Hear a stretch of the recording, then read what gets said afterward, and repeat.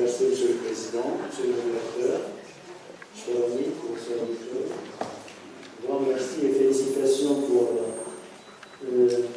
ce cocktail de l'intelligence africaine, un monde qui se retrouve ici. Merci encore une fois.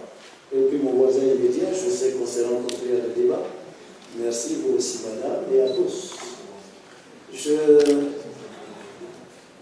L'intrigue est réelle parce que moi je me demande pourquoi le titre.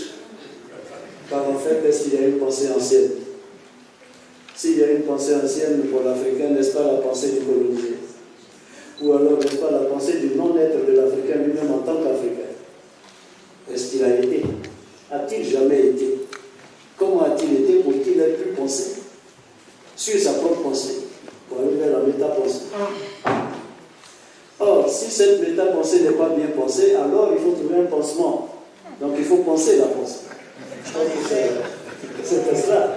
Hein? Je n'étais pas là pour les préparatifs, mais justement, cette pensée n'ayant pas été bien pensée, il faut trouver un pansement et nous sommes là pour chercher ce pansement dans une logique de malaise réel. Je vais vous partager 3 malaises. Le premier malaise, c'est le malaise d'un enseignant qui pendant longtemps a enseigné le plan dialectique, thèse, antithèse, synthèse. Intrigue pourquoi pour notre génération, aujourd'hui on regarde, après le système de parti unique, il n'y a plus de thèse ou il n'y a plus d'antithèse dans nos environnements. Je n'en dirai pas plus sur la question. Parce que si vous êtes dans un état où vous faites une antithèse par rapport à la thèse, de la thèse, il n'est pas impossible que si vous avez une petite entreprise, elle soit menacée et qu'elle soit mal à l'aise. Et même votre carrière. Deuxième malaise, c'est le malaise de quelqu'un qui aime à qui on a dit qu'il faut exprimer sa liberté. La liberté d'expression. Liberté d'expression. Et puis on parle. On est à la télévision, on est à la radio. Et puis à peine sortant de là, que notre malaise vient s'imposer à vous. Deuxième malaise. Troisième malaise, malaise social. Si je leur dis d'aller à l'école des Blancs, dit Cheikh Abidou Khan, dans l'aventure Abidou, ils iront en masse. Apprenant, ils oublieront aussi. Ce qu'ils apprendront vaut-il ce qu'ils oublieront? Et nous y sommes. Nous y sommes, c'est un malaise que je partage et que je voudrais partager avec l'ensemble de l'intelligentsia ici réunie, car en fait, en écoutant, en nous voyant voyager, qu'est-ce que nous sommes en train de faire? Je pensais à un mouvement qu'on appellerait le mouvement du comeback to the native village. Mais pas un village réel, un village idéal, un village école. Mais est-ce qu'il s'agit d'un retour ou d'un recours? Si je retourne, que je m'y installe, alors il n'est pas certain que j'ai eu une nouvelle pensée. Si je recours, je prendrai quoi? Ce qui a été fétichisé, faut-il dédiaboliser ce que nous avons? Et tout cela, nous y sommes. Diplomatie coutumière, quelle diplomatie? Pour quel schéma de communication? Quand pendant des années, j'ai enseigné le schéma de Jacobson, émetteur-récepteur, en oubliant qu'en Afrique, ce schéma ne fonctionne pas. Qu'en fait, il y a un émetteur prime, qui tamise le discours, qui renvoie à un récepteur prime, qui à son tour tamise le discours pour envoyer à un récepteur réel, souvent absent, qui suscite la logique des ancêtres et des anciens. Donc la poétisation et la symbolisation. À titre d'exemple, je dirais, pour aller demander quelqu'un en mariage, je dirais, bon, on a vu depuis quelque temps, notre petite fleur vient se poser derrière votre jardin. Voilà pourquoi nous sommes là. Et c'est ça, la première nouvelle. Et donc l'art de la nouvelle même qui va être un prélude à la rédaction, à la dissertation. Et alors on comprend déjà la poétisation du discours. C'est après qu'on dira oui, effectivement, on se rend compte, etc. Donc on ne viendra pas dire, pour ce mariage, vous devez donner 3 pagnes, 3 chaussures, et venir bazarder, excusez-moi l'expression, mettre les 3 pagnes là et puis s'en aller. Non, il y a une poétisation du discours. Alors, n'est-ce pas cela, toute la dynamique de la diplomatie coutumière africaine? N'est-ce pas cela? Nous parlons. Quel est l'environnement dans lequel nous parlons? Tout à l'heure, quand les 2 collègues sont intervenus de l'autre côté, j'ai voulu reprendre la parole pour dire, mais nous consommons même des expressions qui nous condamnent. Le vivre ensemble. En français, ça ne veut rien dire que je sache. Vivre ensemble, il y a trois hypothèses. Les animaux domestiques vivent avec les animaux. On vit dans la jungle ensemble. Mais vivre ensemble ne devient intéressant pour nous que si nous ajoutons le mot pacifique, qui est un qualificatif. Le vivre ensemble pacifique, le vivre ensemble harmonieux. On nous dit en pédagogie, maintenant nous faisons la pédagogie par objectif. Tous les enseignants y vont. Un matin, on vous dit, non, on a changé, c'est la pédagogie par compétence. Il faut savoir où sommes-nous dans ce débat mondial, dans ce débat monde. Où sommes-nous dans cette institution internationale? Et ça fera certainement partie de mes propositions. Quand un autre collègue nous dit, notre panel nous dit, oui, Cheikh Anta, oui, on a fait le voyage de Cheikh Anta. Mais si l'Afrique est le berceau de l'humanité, d'où viendrait que tout ait pu partir de l'Égypte ancienne? J'incite, où je trouve le vestige des rochers avec des visages humains, de pierres taillées, de pierres polies. Je ne pense pas que là où je trouvais le site, les gens sont partis de l'Égypte pour venir faire ce travail-là. Donc il y a toute une révolution intellectuelle et culturelle. Je crois que c'est l'une des conclusions auxquelles je parviendrai. Il nous faut faire maintenant notre révolution culturelle. Donc diplomatie coutumière africaine. Est-ce qu'il faut dire diplomatie coutumière? Est-ce qu'il faut dire diplomatie? Or, la diplomatie ici, c'est une science et un art. L'art de parler, l'art de dire. Tu vas convoquer tout ce qu'il y a comme les schémas, les théories de la communication, la programmation neurolinguistique, la gestathérapie et bien d'autres, l'analyse transactionnelle. Le deuxième élément, c'est coutumière. Est-ce que je dis coutumier? Est-ce que je dis traditionnel? Si c'est une tradition, c'est-à-dire ce qui se répète, donc ce n'est pas forcément africain. Mais est-ce qu'il s'agit d'une diplomatie coutumière d'Afrique ou d'une diplomatie coutumière africaine? Nous devons nous arrêter sur tout ça. En nous arrêtant sur tous ces points, donc, disons que au plus fort de la crise en Côte d'Ivoire, je me suis dit, est-ce qu'il n'y a pas nos propres moyens de résolution de nos crises? C'est comme ça que j'ai conçu le Festival international de la route des reines et des rois. La route physique pour marcher vers les différents types de royauté et de gouvernance traditionnelle. La route philosophique, mais également la route spirituelle. Point de gouvernance sans spiritualité, pour être dit. Mais là encore, ce sont des pistes, les étudiants sont là, vous allez creuser plus tard. Sur le mot diplomatie, donc je vais prendre les trois éléments, je retiendrai 7 éléments. En quoi la diplomatie ici, la diplomatie coutumière peut-elle être un élément de recherche, la diplomatie, la méthode. La recherche ici en diplomatie coutumière consisterait à aller, et c'est la méthode, à aller en immersion cognitiviste. C'est-à-dire qu'il faut se noyer dans l'environnement où se trouve le conflit pour non seulement déceler, repérer les causes et les conséquences, mais pour sentir la mystique du conflit, du principe de la mystique du conflit.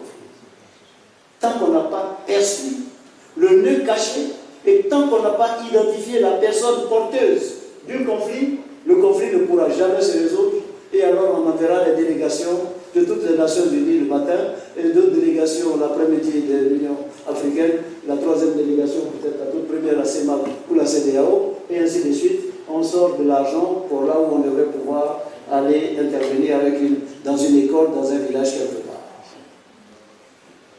Si je leur dis d'aller à l'école des Blancs, ils iront en masse. Mais apprenant, ils oublieront aussi. Ce qu'ils apprendront, ce qu'ils oublieront.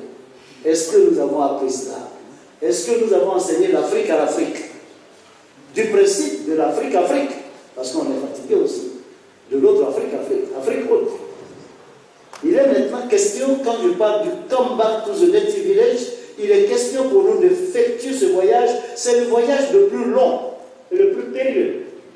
Le voyage de l'Afrique-Afrique. Vous savez, quand je porte le pain comme ça, les gens me demandent de l'avion, vous n'avez pas froid?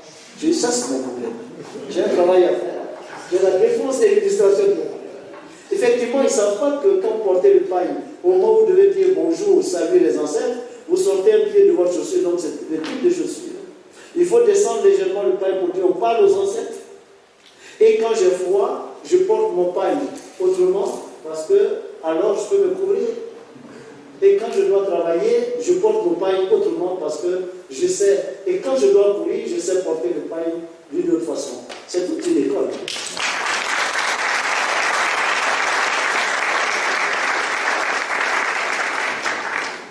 C'est toute une école et je pense que l'immersion cognitiviste, je me suis retrouvé à Mbaïki, à Boda, à Bogadogam, pour aller expérimenter la théorie de la diplomatie coutumière à Bandi.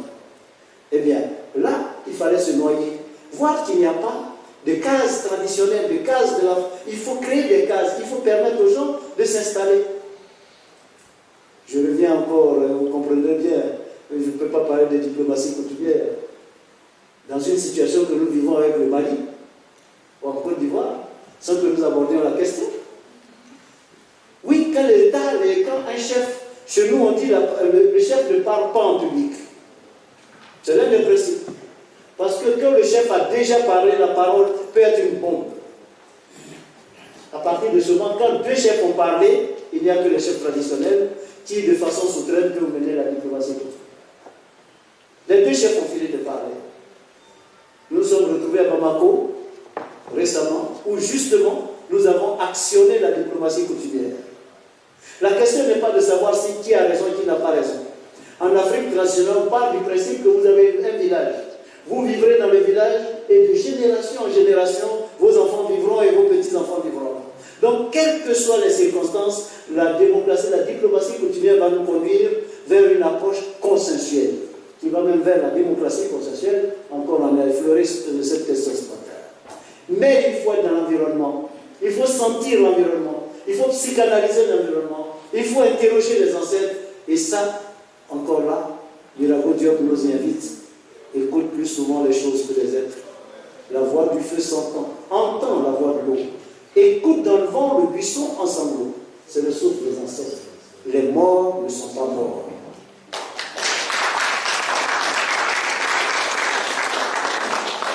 Voilà donc pourquoi mes yeux sont rouges de la recherche permanente de notre Afrique pour pouvoir l'enseigner, cette Afrique-là. Ce n'est pas évident. Et là, une rencontre comme celle-là que vous imaginez, que vous organisez, Monsieur le Président, Monsieur le Secrétaire Général, c'est une grande fête pour nous et il faut féliciter les autorités politiques parce que là, on sent aussi qu'il y a une volonté politique parce qu'il n'y aurait pas eu de volonté politique de toutes ces personnalités ne se seraient pas retrouvées ici. Nos félicitations.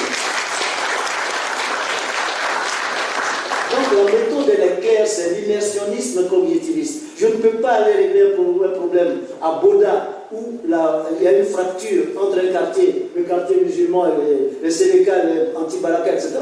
Si je ne passe pas une nuit d'un côté, une autre nuit de l'autre côté, pour sentir, entendre et vivre les réalités, pour faire des suggestions. C'est ce que j'ai fait. Peu importe là où on peut dormir. Mais c'est ce que j'ai fait également avec l'Organisation des Nations Unies pendant toute la crise en Côte d'Ivoire pour former les chefs traditionnels. Et le concept de la diplomatie coutumière sort de la CELEM. C'est l'une des théories que j'ai énoncées à la suite de tout cela. La formation des chefs des autorités coutumières. Mais c'est leur école.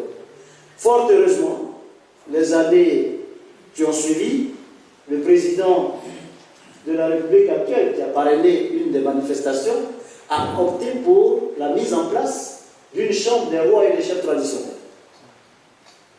Mais s'il y a une institution comme le Sénat, s'il y a une institution comme l'Assemblée nationale, où sommes-nous dans la balance? Une chambre des rois et des chefs traditionnels.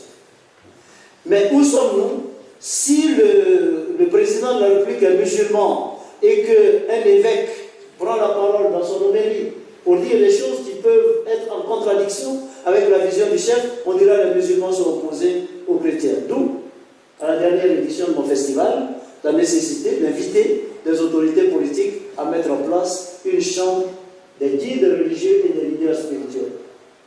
Même dans un État laïque, en tant qu'organe consultatif. Donc, tant que nous n'avons pas agi sur nos institutions, tant que nous ne sommes pas imprégnés de nos réalités et des l'être de notre être, alors nous allons continuer cette aventure, qui ne peut qu'être une aventure ambiguë. L'espace pour la diplomatie coutumière, vous dites, mais dans cette affaire, les chefs, on ne les a pas vus. Mais on ne les verra pas. Les chefs travaillent dans la case. Et le soir, il y a des espaces. Il y a une alternance, bois sacré, place publique, arbre à palabres. J'ai vu les palabres vespérales. Ce matin, on était en train d'engager un débat là-dessus. Mais effectivement, ce sont des palabres vespérales. Pourquoi? Parce que quand on revient des champs, pendant que les femmes travaillent au champ, l'homme a une autre fonction, c'est la fonction administrative. Il va sur la place publique pour savoir si le commandant n'a pas donné des instructions, pour savoir quels sont les problèmes qu'il y a eu. Et on revient le soir, et c'est là où il y a une convergence. Quand la femme fait semblant de piler, elle écoute tout ce qui se dit, et c'est plus tard qu'elle va donner avec les tantes, les conseils et tout ce qu'il y a pour aller vers un consensus. C'est une quête permanente de la vérité. Ce n'est pas 2 plus 2 dans cet univers égale 4. Dans cet univers, c'est 2 plus 2 égale 4 plus 1. C'est-à-dire puissance 1. Et cette puissance 1, parfois est plus lourde que le 4 que nous avons obtenu. S'agissant de la géogouvernance, je n'interviendrai pas là-dessus parce que j'ai lu avec beaucoup de bonheur le texte sur le gouvernement fédéral. Mais comment déethniciser les régions si nous voulons aller vers un État fédéral? La détribalisation, je ne citerai pas tribalique dans les Lopez, mais la détribalisation. Cette fédération ou cette confédération, on va la faire comment? C'est là aussi la géogouvernance, mais une géogouvernance scientifique et une géogouvernance tournante, même dans nos régions. J'imagine fort bien qu'on peut envisager, pour la chefferie traditionnelle en tout cas, c'est l'une des propositions que nous sommes en train de faire, que si la chefferie traditionnelle a un secrétaire général ou un secrétaire exécutif, étant donné qu'il y a 4 ou 5 grandes régions, que la chefferie soit tournante et que le chef ne vienne pas confisquer l'autorité traditionnelle pendant 5 ans ou 6 ans ou 7 ans. Mais ça encore, ce sont des hypothèses d'école. Et enfin, l'université nouvelle. L'université nouvelle, c'est quoi? Mais nous y sommes là, nous sommes à l'université nouvelle. Ici, je pense que l'une de nos résolutions serait d'aller vers la mise en place d'un haut conseil scientifique qui va siéger comme organe consultatif à l'Union africaine et dont les démembrements siégeront dans nos organisations régionales. Je pense que peut-être à ce moment-là, la diplomatie académique va orienter, agir. Si et seulement si, les enseignants qui y sont ne viennent pas terminer, comme nous, leur carrière en étant de simples conseillers, puissants ou non, mais assistés dans un ministère où parfois on n'a vraiment pas besoin d'eux parce qu'un conseiller n'est qu'un conseiller. Je viens de mettre également en place, et avant cette rencontre, la chaire de la diplomatie coutumière africaine, avec le master qu'on va lancer, pour aller vers le schéma de métacommunication. Enseigner l'Afrique à l'Afrique, c'est de cela qu'il s'agit quand je parle de ces questions. Mais il y a également des théories. La théorie de l'élégance langagière. Si nous ne savons pas nous parler, alors peine perdue pour les maçons. La théorie des 5 vérités. Est-ce que lorsque nous partons résoudre, mais tout ça, ce sont des déductions, je vais conclure, ce sont des éléments qui sortent de la chambre, pas de la chambre, de la chefferie, de nos chefferies. 2 ou 3 fois déjà, je suis venu à Boxon, à ECK pour ces rencontres-là. Et le professeur, on nous a tous. On se connaît un tout petit peu depuis un certain temps, parce qu'on est animé par les mêmes malaises. Les mêmes malaises. Et donc, nous cherchons des solutions. Parmi ces solutions, on a pu vérifier qu'en Afrique traditionnelle, dans cet environnement, il y a la théorie que j'appelle la théorie des 5 vérités. La vérité intérieure, si je me mens à moi-même, c'est certain que je vais avoir des ennuis. Et c'est nous qui nous mentons à nous-mêmes parfois. Les jeunes gens, il y a un conflit, mais vous, ils vous ont attaqué, vous ne faites rien, mais allez les abattre. La vérité intérieure, ça on ne dit pas. La deuxième vérité, c'est la vérité scientifique. 2 plus 2 égale 4. La troisième, c'est la vérité historique. Historiquement, nos parents ont vécu à tel endroit, la question foncière. Si aujourd'hui ça doit aller à tel endroit, il faut un consensus, il faut négocier. La quatrième vérité, c'est la vérité divine. Si Dieu physiquement avait été là, quelle aurait été sa vérité? Et on termine par la vérité de Dieu, c'est conforme, ou du moins la vérité scientifique est conforme à la vérité divine. Alors il faut aller vers une vérité consensuelle, conjoncturelle. Pour l'heure, nous sommes à cet endroit. Le Mali et la Côte d'Ivoire, c'est la même frontière. Le Mali et la Côte d'Ivoire, c'est l'interaction. C'est tout ça. Vous ne pouvez pas, à partir de ce moment, comme nous savons que de génération en génération, nous allons vivre là, il n'y a qu'une seule solution, aller vers une vérité consensuelle pour sortir de là où nous sommes. Que conclure? Que, je crois que nous devons avoir foi en nous-mêmes, croire en nous-mêmes. Comme je l'ai dit, j'ai pris cet exemple de la tenue vestimentaire, mais ce n'est qu'un exemple. Qu'est-ce que nous laissons aux générations futures, aux générations montantes, à nous-mêmes déjà, aux générations futures? Quelle Afrique? Et Jean-Yves Matiba l'a bien écrit, cette Afrique-là. Cette Afrique-là.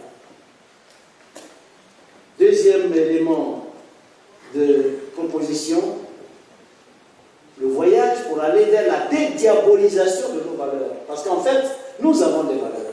Nous avons même certaines de nos pratiques qui ont été condamnées, sont des pratiques qui doivent être valorisées. Il faut défétichiser tout ça. Avoir foi en soi. Troisième proposition, je crois en écoutant l'archevêque ce matin et en nous écoutant nous-mêmes, je me demande si l'heure n'est pas venue pour nous de créer un ordre de spiritualité négro-africaine. Un ordre de spiritualité négro-africaine comme les autres. Je ne citerai rien. Pour qu'on dise après 2 ans, il devient maître, petit maître, grand maître, moyen maître, enfin, et puis on avance dans la maîtrise.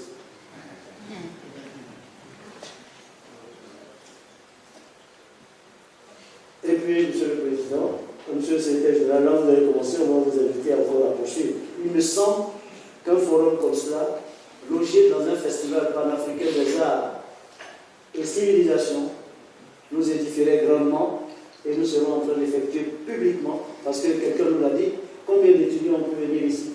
Combien de personnes s'approprieraient cela? Par contre, dans le cadre d'un festival qui émanerait de toutes les régions, un festival des arts, des lettres, des civilisations, où on montrerait tout cela, où on scénariserait tout cela, où Nollywood nous présenterait certaines réalités, alors à ce moment-là, l'Afrique s'éveillera. Je ne dirais pas comme Alain Graffitt, quand la Chine s'éveillera, elle s'est éveillée. Mais quand l'Afrique se lèvera, tout le monde sera debout, ou peut-être couché. C'est sûr.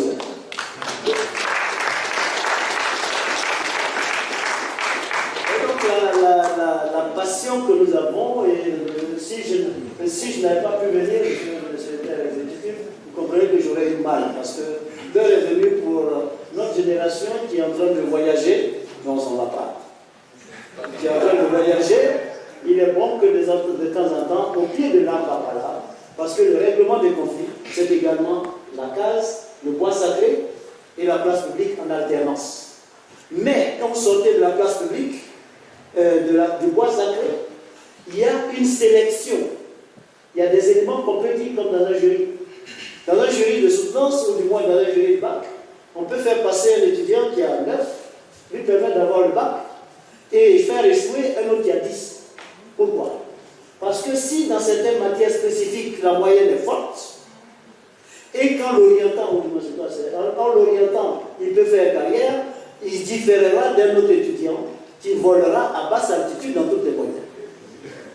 À ce moment-là, le jury est souverain et décide que cet étudiant passe. Mais quand on en a décidé, on ne va pas sur la place publique pour dire oui, ce qu'on a dit là-bas, les chefs d'État ont dit, d'autres ont dit, mais je ne suis pas d'accord.